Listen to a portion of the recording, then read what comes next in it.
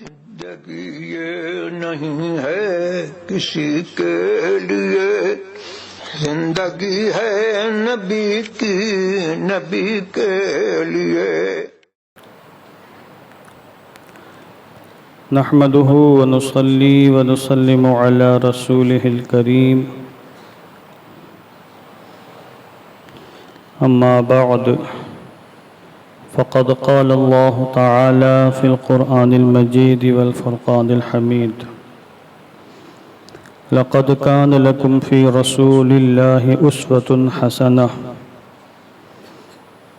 لمن كان يرجو الله واليوم الآخر وذكر الله ذكرا كثيرا۔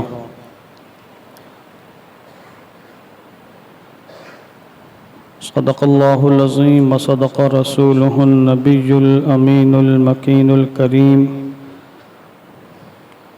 ونحن على ذلك لمن الشاهدين والشاكرين والحمد لله رب العالمين۔ مولاي صل وسلم دائما أبدا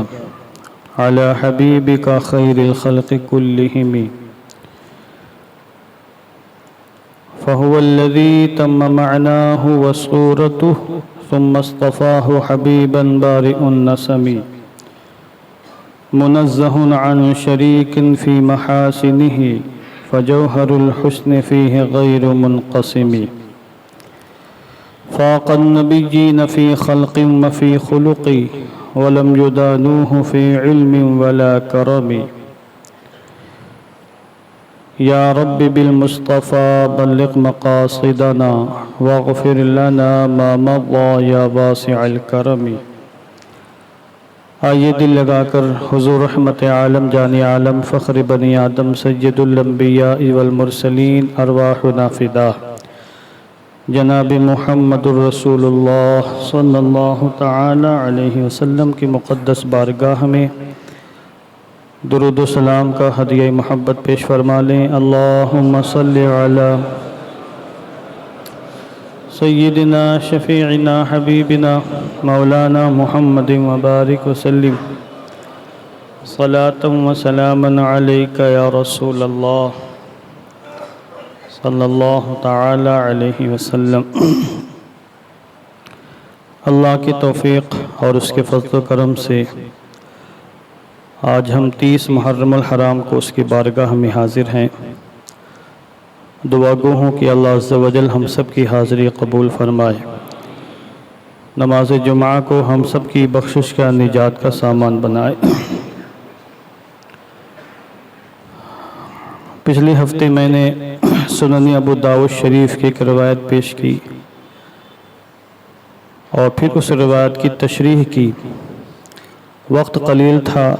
گفتگو مکمل نہیں ہو سکی تھی، اور میں سلسلہ کلام کو جاری رکھتے ہوئے چند باتیں اور عرض کرنا چاہتا ہوں۔ وہ حدیث پاک جو میں نے پیش کی وہ حدیث ثوبان رضی اللہ تبارک و تعالی عنہ سے مروی ہے، جس میں یہ ہے کہ آقا دو عالم نور مجسم صلی اللہ علیہ وسلم نے ایک مرتبہ صحابہ اکرام سے یہ ارشاد فرمایا: ان قریب دنیا کی قومیں تم پر اس طرح ٹوٹ پڑیں گی جس طرح بھوکے کھانا کھانے والے پیالے پر ٹوٹ پڑتے ہیں۔ اور صحابہ نے عرض کیا تھا: یا رسول اللہ، کیا اس وقت ہماری تعداد بہت کم ہو جائے گی؟ آپ نے ارشاد فرمایا: نہیں، تعداد تمہاری بہت ہوگی، مگر تمہاری حیثیت نہیں ہوگی۔ تمہاری حیثیت سیلاب کی خش و خاشاک کی طرح، سیلاب کے تنکے کی طرح ہوگی، اور اللہ عز و جل تمہارے دشمن کے دلوں سے تمہارا رعب اور تمہارا دبدبہ نکال دے گا، اور اللہ تمہارے دلوں میں خوف اور وہن داخل فرما دے گا۔ صحابہ نے پوچھا: مل وہن یا رسول اللہ، حضور یہ وہن کیا چیز ہے؟ یعنی وہن اور کمزوری، یہ بزدلی کس بنیاد پر داخل ہوگی؟ حضور نے فرمایا: حب الدنیا و کراہیت الموت۔ یہ دو چیزیں ہیں، جب یہ دو چیزیں تمہارے اندر، تمہاری نسلوں کے اندر اور قیامت تک آنے والے مسلمانوں کے اندر داخل ہوں گی تو اللہ ان دونوں چیزوں کی وجہ سے تمہارے اندر خوف اور بزدلی اور کمزوری کو داخل فرمائے گا۔ ان میں سے ایک حب الدنیا، دنیا کی بیجا محبت، کراہیت الموت، اور موت کا ڈر، مر جانے کا خوف۔ جب تمہارے اندر مر جانے کا خوف گھر کر جائے گا تم موت سے ڈرنے لگ جاؤ گے، اور بہت سے وہ ضروری کام جو تمہیں کرنے چاہیے موت کے ڈر سے نہیں کرو گے، اور دنیا کی بیجا محبت تمہارے سینوں میں داخل ہو جائے گی، تو ان دونوں چیزوں کی نحوست کی وجہ سے تمہارے اندر کمزوری، بزدلی داخل ہوگی، جس کا نتیجہ یہ ہوگا کہ دنیا کی قوموں کے دلوں سے تمہاری ہیبت بھی ختم ہو جائے گی، تمہاری عزت بھی ختم ہو جائے گی، تمہاری ویلو ایسی ڈاؤن ہوگی کہ جو چاہے گا تم کو مارے گا، جو چاہے گا تم کو دھتکارے گا، جو چاہے گا تم کو ذلیل کرے گا، رسوا کرے گا، نہ تمہارے حق میں کوئی آواز اٹھانے والا ہوگا، نہ تم خود اپنے حق میں آواز اٹھانے والے ہوگے۔ اتنی کمزوری، اتنی بزدلی، اتنی نقاہت اور اس قدر وہم تمہارے اندر داخل ہو جائے گا۔ اور آج کے جو حالات ہیں یہ بالکل اس حدیث پاک کی، یعنی یہ حدیث پاک آج کے حالات کی مکمل عکاسی کر رہی ہے، جو حدیث پاک صدیوں پہلے آقا دو عالم نور مجسم صلی اللہ تعالی علیہ وسلم نے ارشاد فرمائی تھی۔ اور اس سے پہلے میں نے بارہا اپنی بیانات میں عرض کیا ہے کہ دنیا اور مال کی محبت یہ اچھی چیز ہے، مگر جبکہ شریعت کے دائرے کے اندر ہو۔ انسان دنیا کمائے آخرت کمانے کے لیے، دنیا کمائے آخرت سجانے کے لیے، دنیا میں محنت کرے، کوششیں کرے، کاوش کرے اللہ کی عبادت کے لیے، بچوں کی صحیح تربیت کے لیے، مدارس کے قیام کے لیے، تعلیم و تربیت پر خرچ کرنے کے لیے، جنت کی نعمتیں حاصل کرنے کے لیے، رب تعالیٰ کی رضا کے لیے، تو یہ مال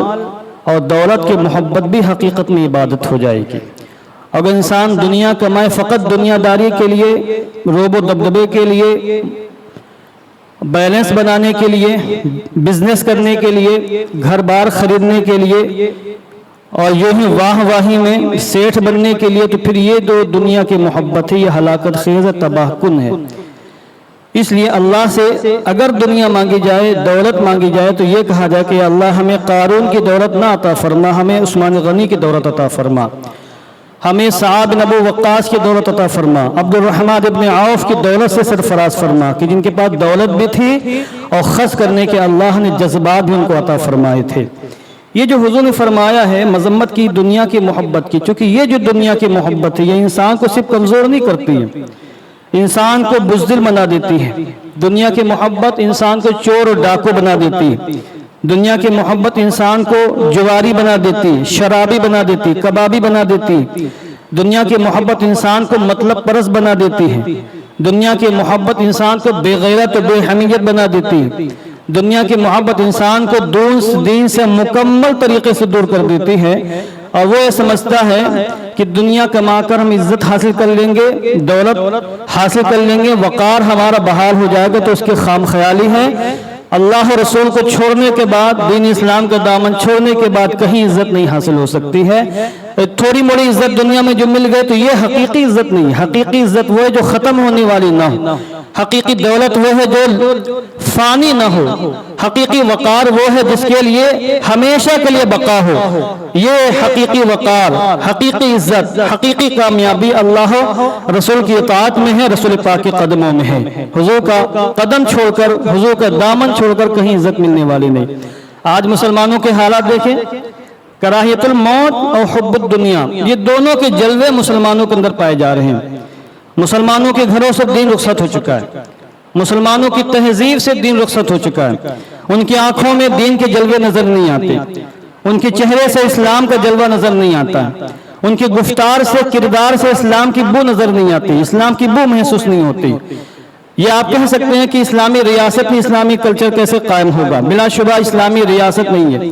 اسلامی حکومت نہیں ہے، مگر ہر انسان خود اپنے اوپر اسلام کو نافذ کر سکتا ہے۔ اپنے گھر میں جہاں اس کی حکومت ہے، جہاں اس کا اقتدار ہے، جہاں اس کا پاور ہے، وہاں وہ اسلام کو قائم رکھ سکتا ہے، اسلامی تعلیمات کو جاری کر سکتا ہے، خود اپنے گھر میں ایک نظام بنا سکتا ہے۔ جب ایک انسان گھر میں کھانے پینے کا نظام بنا لیتا ہے، کپڑا پہننے اوڑھنے کا نظام بنا لیتا ہے، سونے بیدار ہونے کا نظام بنا لیتا ہے، اور پورے مہینوں کی، ہفتوں کی لسٹ تیار ہوتی ہے کہ آج یہ بننا ہے، کل یہ بننا ہے، کل یہ بننا ہے، اس ٹائم پہ سونا، اس ٹائم پہ بیدار ہونا ہے، تو کیا وجہ ہے ہے کہ ایسا انسان جو اتنا پاورفل ہے کہ گھر کا نظام پورا قائم کر سکتا ہے، وہ شریعت کی روشنی میں گھر کا نظام کیوں نہیں چلا سکتا، کیوں نہیں قائم کر سکتا ہے؟ کرنا چاہیں تو بہت کچھ کر سکتے ہیں، نہ کرنا چاہیں تو شیطان کی غلامی کر کے اپنے آپ کو جہنم کا ایندھن بنا لے۔ ہمارے ہاتھ میں اختیار ہے، اللہ نے ہمیں مجبور نہیں کیا کہ ہمیں کرنا ہی کرنا، دونوں راستے بتا دیے گئے، یہ راستہ جنت جانے والا ہے، یہ راستہ جہنم میں جانے والا، تمہیں اختیار دیا گیا ہے، جو راستہ چاہو چوائس کر لو۔ لا اکراہ فی الدین، دین میں کوئی زبردستی نہیں ہے، کوئی لاٹھی ڈنڈا لے کر تلوار لے کر تم کو منوائے گا نہیں۔ البتہ یہ ہے کہ اگر تم خود سے جہنم کا راستہ چنو گے تو تمہارے ساتھ ذرہ برابر رعایت نہیں برتی جائے گی، جب تک دنیا میں اختیار ہے، اور جیسی آنکھیں بند ہوں گی تمہارا اختیار مکمل طریقے سے ختم ہو جائے گا۔ اس لیے حضور کی زندگی کو آئیڈیل بنانے ہی میں کامیابی ہے، حضور کا اسوہ، حضور کو سیرت اختیار کرنے ہی میں کامیابی ہے۔ لوگ کامیابی مغرب میں، یوروپ میں تلاش کر رہے ہیں، لوگ کامیابی عیسائی اور ہندوانہ کلچر میں تلاش کر رہے ہیں، لوگ کامیابی اپنی لڑکیوں کو، بہنوں کو ننگا کرنے میں تلاش کر رہے ہیں، لوگ کامیابی فیشن پرستی میں تلاش کر رہے ہیں، لوگ طرح طرح کے فیشن والے بال اور طرح طرح کے ڈیزائنر لباس پہن کر سمجھتے ہیں کہ ہم کامیاب ہو جائیں گے۔ یقیناً کامیاب نہیں ہوں گے، ذرہ برابر تمہیں کامیابی نہیں ملے گی، صرف تمہارے قلب کو تھوڑا سا سکون مل جائے گا۔ ان سے جا کے پوچھیں جنہوں نے اپنی بیٹیوں کو ننگا کر دیا اور جنہوں نے اپنی بیٹیوں کو اسلامی لباس سے نکال کر یوروپین لباس پہنایا ہے، کتنی ترقی مل گئی ان کو۔ ان لوڈوں سے جا کے پوچھیں جنہوں نے طرح طرح کے بالوں کو بنا کر یوروپ کے مکمل تقلید کی ہے، کتنی ترقی ہو گئی، تنخواہ میں کتنا اضافہ ہو گیا، اور زمین سے اٹھ کر کتنی بلندیوں تک پہنچ گئے۔ کہیں کامیابی نہیں ملے گی، کامیابی ملے گی در مصطفیٰ پر ملے گی۔ اب آپ دیکھیے صحابہ کرام نے کس انداز میں حضور کی پیروی فرمائی۔ یہ جو میں نے آیت کریمہ خطبے میں پڑھی آپ کے سامنے، لقد کان لکم فی رسول اللہ اسوۃ حسنہ، اس کا پس منظر سن لیں اب ذرا بیک گراؤنڈ کہ کس وقت یہ آیت کریمہ نازل ہوئی، اور پھر اس پس منظر کے بعد میں آپ کے ذہن کو، دماغ کو اپیل کروں گا کہ ہم کہاں پر ہیں اور صحابہ کرام کہاں پر تھے، کس منہ سے مسلمان ہونے کا دعویٰ کرتے ہیں، جبکہ ہمارے کلچر سے، ہمارے تہذیب سے، ہمارے گھروں سے مکمل طریقے سے تقریباً دین کا خاتمہ ہو گیا، دین دور ہو چکا ہے، ہم دین سے دور ہو چکے ہیں، ہم خود پر شریعت کو نافذ نہیں کر سکے ہیں، تو کس منہ سے شریعت کی باتیں کر رہے ہیں۔ مصیبتیں آئیں گی، تباہی آئیں گی، بربادی آئیں گی، اجتماعی شکل میں مارا کاٹا جائے گا، کیونکہ جب دشمن کے دل میں ہمارے لیے کوئی روب و دبدبہ باقی نہیں رہے گا اور ہماری ویل و عزت ختم ہو جائے گی تو دشمن ہمیں چھوڑے گا نہیں۔ آپ پیچھے 15-20 سال پیچھے چلے جائیں، کھل کر لوگ اسٹیشنوں پہ نمازیں پڑھتے تھے، ماضی قریب کی بات کر رہا ہوں میں، یہ خود میں نے اپنی آنکھوں سے منظر دیکھا ہے۔ کوئی کسی کے اندر خوف و دہشت نہیں تھی، جہاں چاہیں وضو کر لے، پلیٹ فارم کے اوپر، بس اڈوں پر، جہاں چاہیں مصلی بچھا کے نماز پڑھ لیں۔ مگر ابھی 15-20 سال کے میں کتنی تبدیلی آ گئی کہ اگر کوئی انسان کہیں مصلی بچھا بھی دے تو 50 قسم کے وسوسے آئیں گے، کہیں حملہ نہ ہو جائے، کہیں تشدد نہ ہو جائے، کہیں پولیس والے آ کے گرفتار نہ کر لیں۔ کیسے حالات؟ ایک زمانہ وہ تھا کہ لوگ ہم کو عزت دیتے تھے، اگر کوئی کسی علاقے میں بھلے وہ راستہ اور نماز پڑھ رہا ہے تو لوگ راستہ کاٹ جاتے تھے،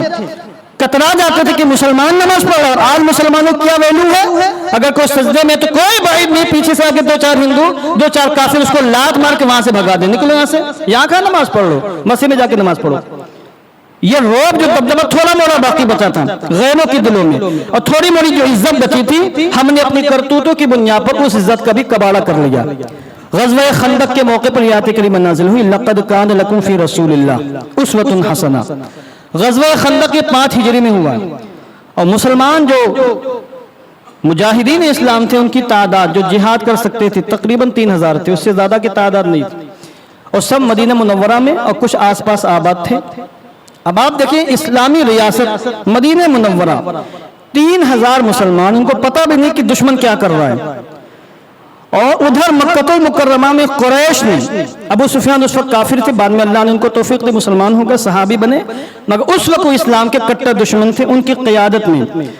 ایک اتحادی فوج تیار ہوئی، بالکل لشکر جرار، جس کی تعداد تقریباً 10,000 بلکہ 10,000 سے زیادہ ہی کی تعداد تھی۔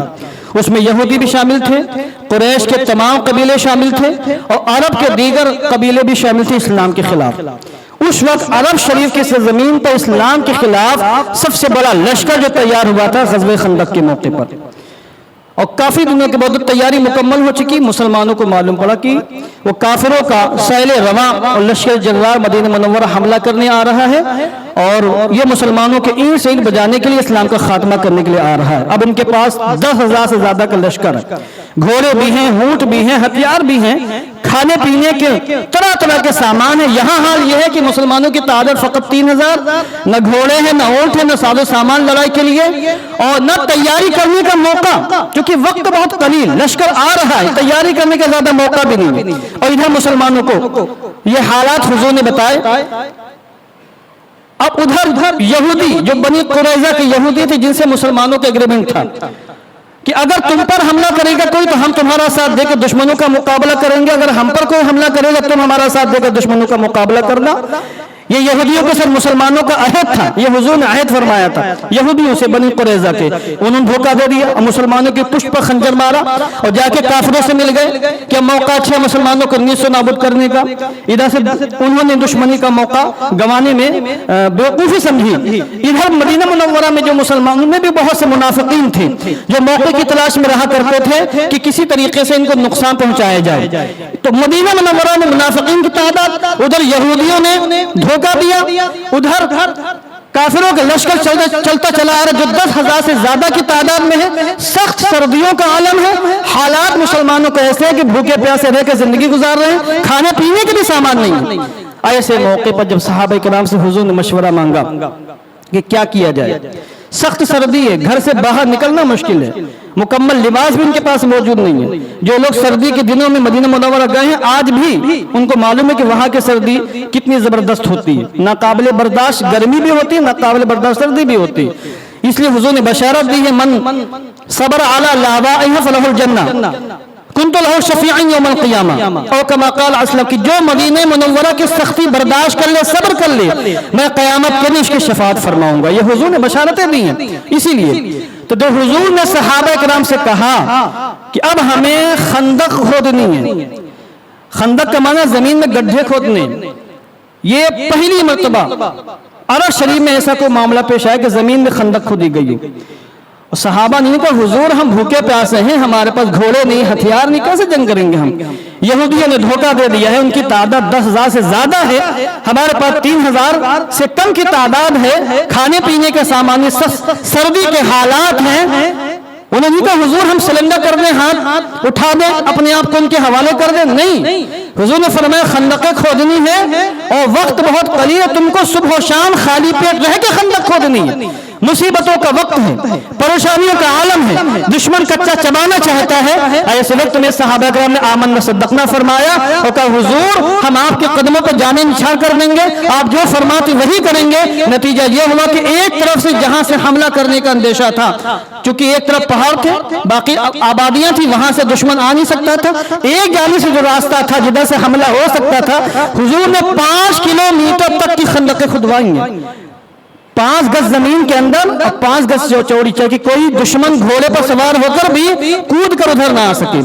5 کلومیٹر تک کی خندق، 5 گز لمبی، 5 گز چوڑی، 5 گز چوڑی اور 5 گز گہری، اور 5 کلومیٹر تک کی خندق 20 دن کے اندر حضور تیار فرمائی ہے۔ اور وہ خندق جب تیار ہوئی ہے، آپ نے پڑھا ہوگا تاریخ میں کہ حضور نے یہ نہیں فرما دیا کہ جا کے کھودو، جا کے تمہیں کھودنا ہی ہے، حضور نے خود بھی اس میں شرکت فرمائی ہے۔ صحابہ کرام کے ساتھ پتھر توڑے، صحابہ کرام کے ساتھ گرد و غبار کی شدت برداشت کی، صحابہ کرام کے ساتھ آپ نے بھوک برداشت کی ہے، بلکہ بعض صحابہ نے بھوک کی شکایت کی، یا رسول اللہ ہم بھوکے ہیں، اور انہوں نے اپنے پیٹ کے پتھر دکھائے کہ حضور ہم نے بھوک کی شدت ختم کرنے کے لیے اپنے پیٹ پتھر باندھے ہوئے ہیں۔ تو صحابہ کے پیٹ پر ایک ایک پتھر تھا، حضور نے اپنی قمیص مبارک اٹھائی تو صحابہ نے دیکھا کہ حضور کے شکانے مبارک پر 2-2 3-3 پتھر بندھے ہوئے ہیں، یہ حضور نے کر کے دکھایا۔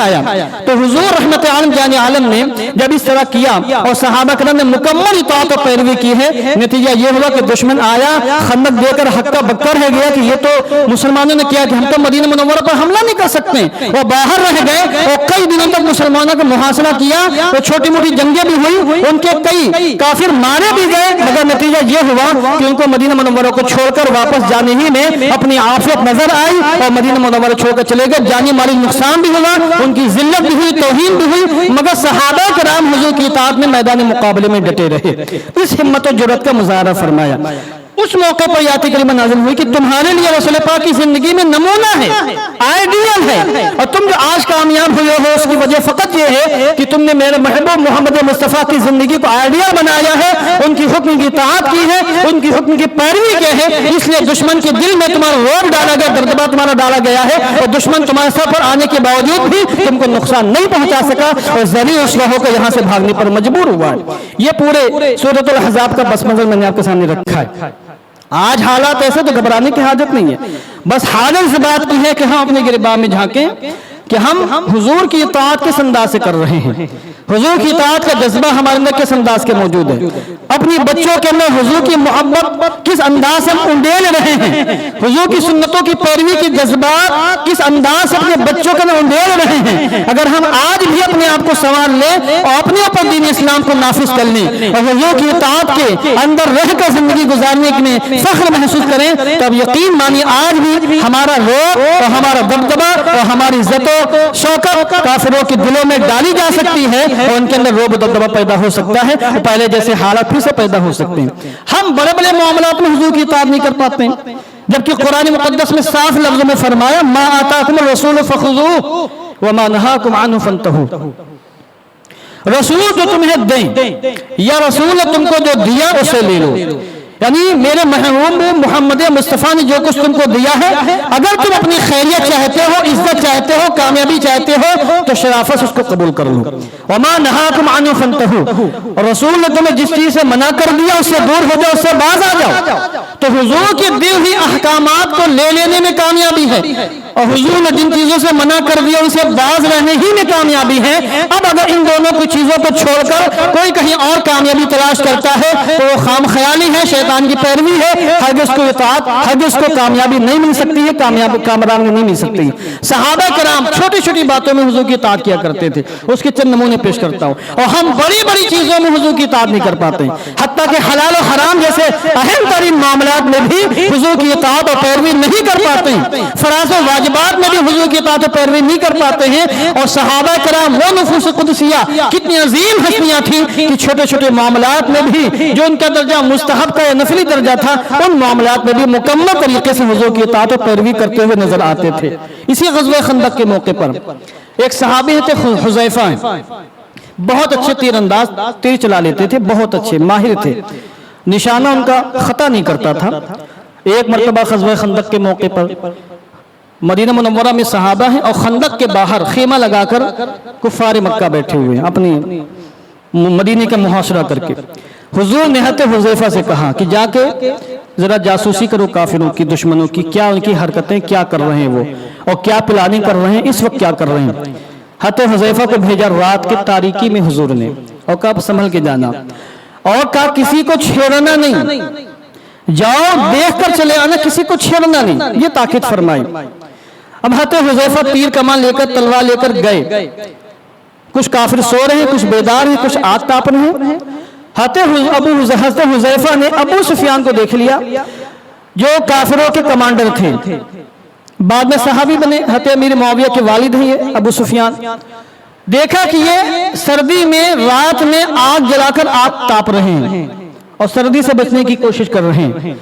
हज़रत हुज़ैफा ने कमान उठाई, तीर लगाया कि अभी इसको ज़बह कर देते हैं तीर से अपनी, और तीर निशाने पर साध ही लिया था, मगर हुजूर का फरमान याद आ गया कि छेड़ना नहीं किसी को, चाहते मार देते, सारा मामला खत्म हो जाता। जब कमांडर नहीं रहेगा तो फौज क्या करेगी, वो चाहते तो एक ही तीर में उसका काम तमाम कर देते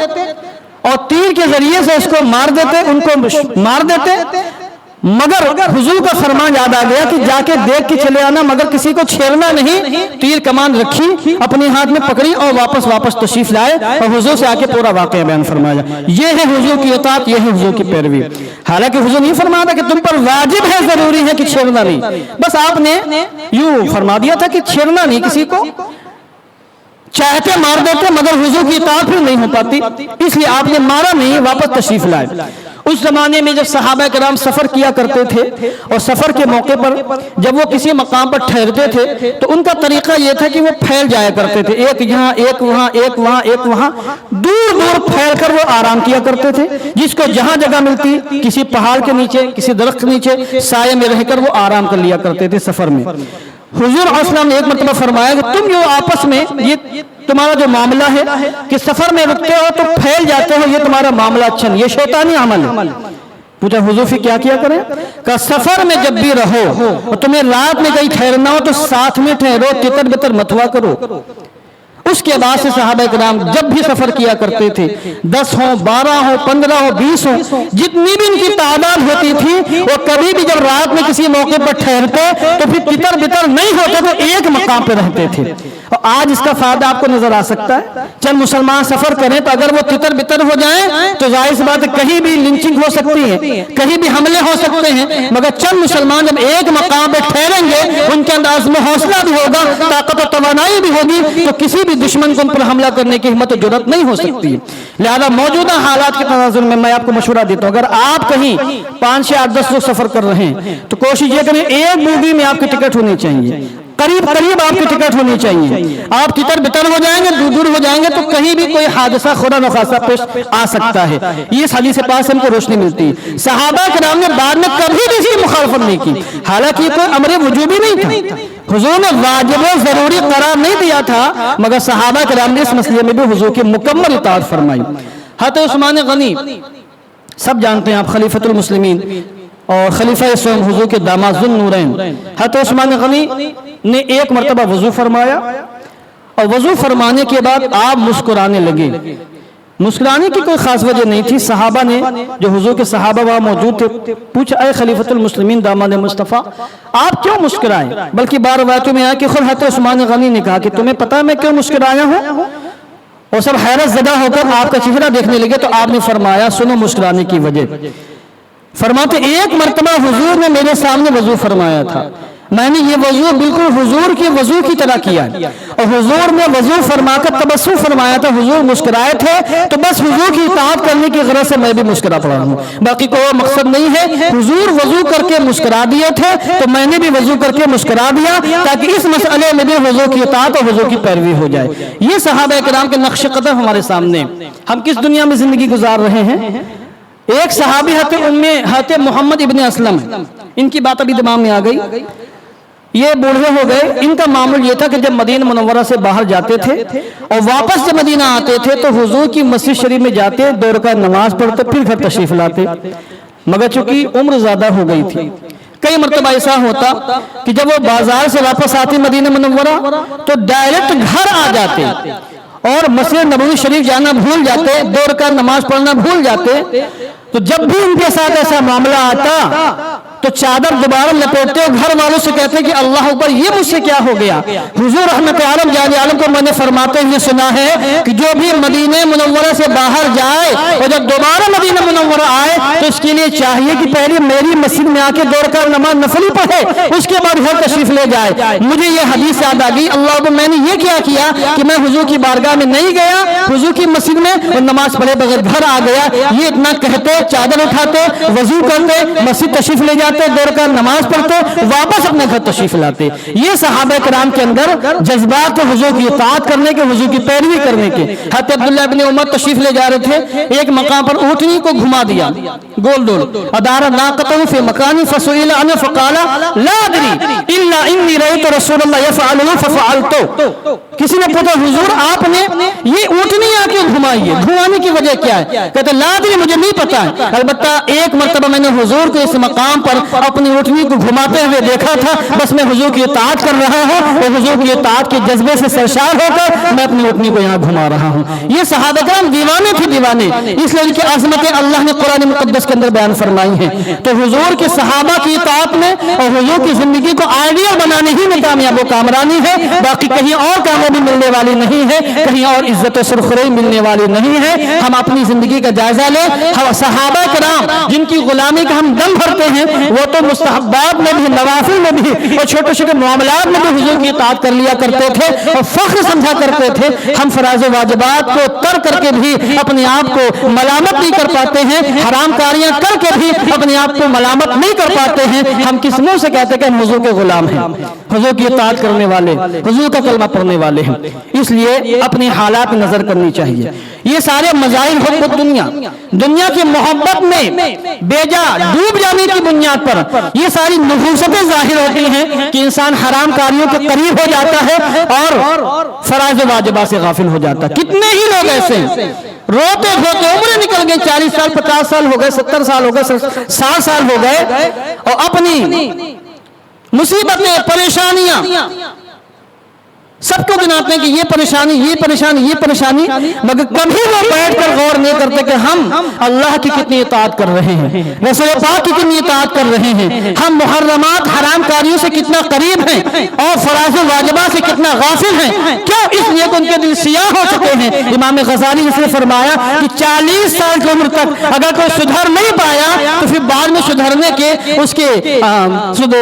کے معاملات بہت کم ہو سکتے ہیں اور بعد میں سدھرنے کی توفیق اس کو نہیں ملے گی۔ 40 سال تک یہ عرصہ ہے، انسان 40 سال تک اپنے آپ کو سدھارنا چاہے سدھار سکتا ہے، بعد میں سدھرنے کے مواقع اس کو بہت کم مل سکتے ہیں۔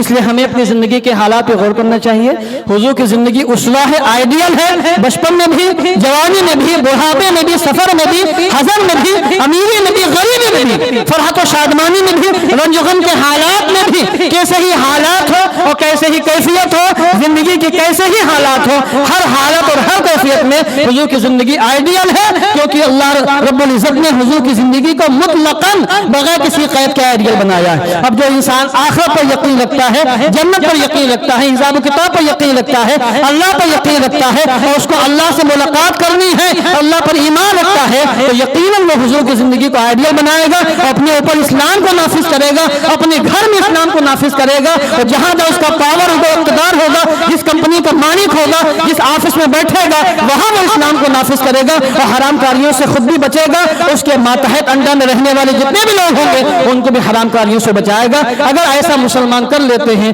تو ہو سکتا ہے کہ ہماری عظمت رفتہ واپس آ جائے، اللہ کی رحمت متوجہ ہو جائے اور اس طرح کی مصیبتوں سے ہم کو نجات مل جائے۔ دعا کرتا ہوں کہ اللہ عز و جل ہم سب کو نیک صالح بنائے اور حضور کی زندگی کو اپنے حق میں آئیڈیل بنانے کی توفیق عطا فرمائے۔